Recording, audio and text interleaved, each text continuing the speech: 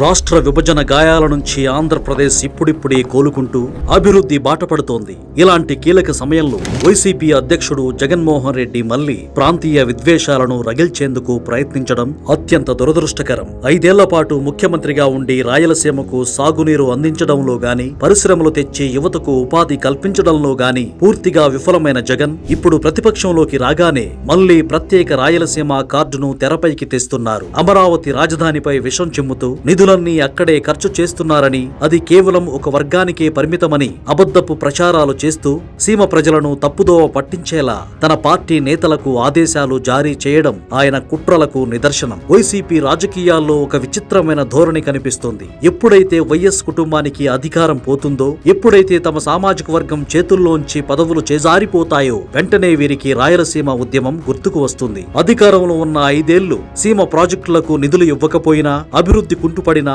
పట్టనట్టు వ్యవహరించిన వీరు ఇప్పుడు పదవులు లేకపోయేసరికి సీమకు అన్యాయం జరిగిపోతుందంటూ గొంతు చించుకుంటున్నారు. అధికారంలో ఉన్నప్పుడు సీమ హక్కులను తుంగలో తొక్కి ఇప్పుడు ప్రతిపక్షంలోకి రాగానే ప్రాంతీయ సెంటిమెంటును రెచ్చగొట్టి పబ్బం గడుపుకోవాలని చూడడం వీరి ద్వంద్వనీతికి పరాకాష్ట.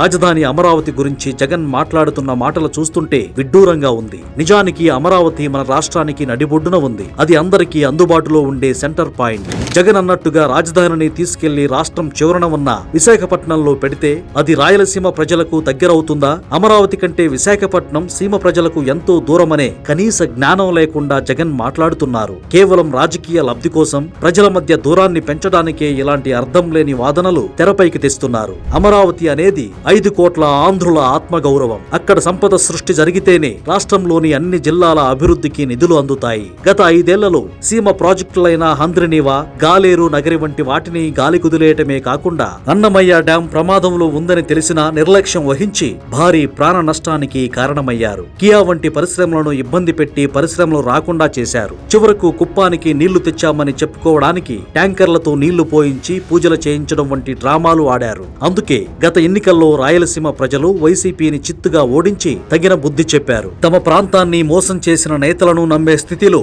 సీమ ప్రజలు లేరని, తమకు కావాల్సింది గొడవలు కాదని, అభివృద్ధి, ఉపాధి అని వారు ఇప్పటికే స్పష్టం చేశారు. అధికారంలో ఉన్నప్పుడు ప్యాలెస్ కే పరిమితమై రాష్ట్రాన్ని అప్పుల ఊబిలోకి నెట్టి కనీసం రోడ్లపై గుంతలను కూడా పూడ్చలేకపోయిన జగన్ రెడ్డి ఇప్పుడు ప్రాంతీయ చిచ్చు పెట్టి మళ్లీ అధికారాన్ని చేజెక్కించుకోవాలని చూడడం ఆయన భ్రమ మాత్రమే. ప్రజలను రెచ్చగొట్టి పబ్బం గడుపుకోవాలనుకునే ఇటువంటి సంకుచిత రాజకీయాలకు కాలం చెల్లిందని ఆయన గుర్తించాలి. భౌగోళికంగా అందరికీ అనుకూలమైన అమరావతిని కాదని విద్వేషాలను రగిలించాలని చూస్తే ప్రజలు మరోసారి గట్టిగా బుద్ధి చెప్పడం ఖాయం.